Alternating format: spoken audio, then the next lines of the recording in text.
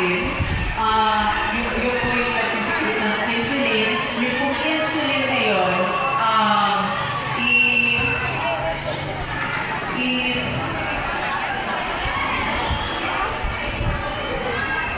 is going, Produce.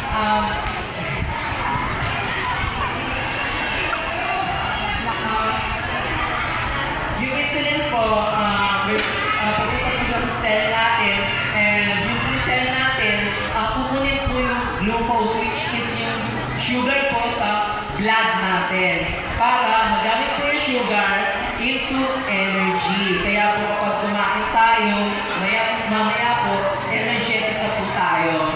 So, ang nangyayari po sa type 1, autoimmune po ito.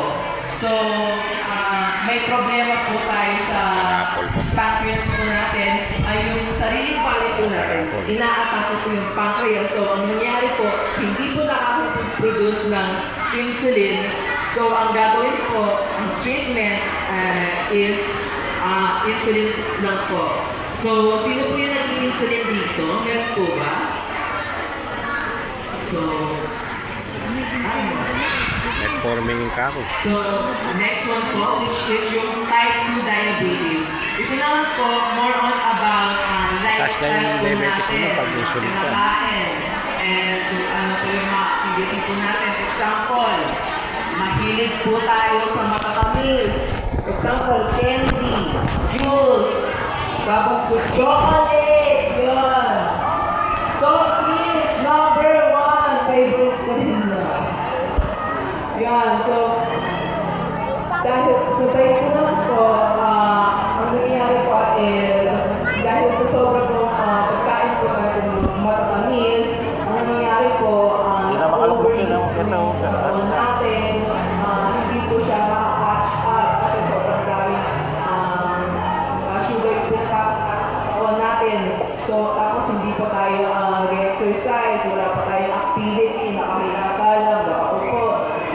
Ate po makaluklukin. Ang nangyayari po, dahil sa sobrang dami ng sugar, nagkakaproblema po tayo sa katawan natin. Hindi po nagagawa yung dapat nangyari. Ang nangyayari po, hindi po makakatch. Tapos magkabandi nga yan, pantunan eh. Hanapin po, may nakaupo dyan. Para gamitin yung glucose, yung sugar na yung kinain natin, kaya nakakaroon tayo ng type 2 diabetes. So,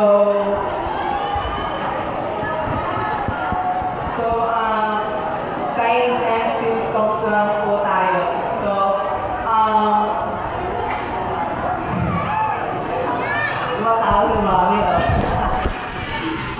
so, sa signs and symptoms lang po,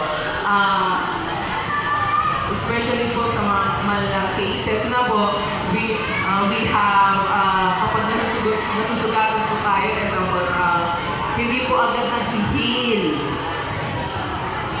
Hindi po agad nag-heal. So, Sa next program naman po tayo.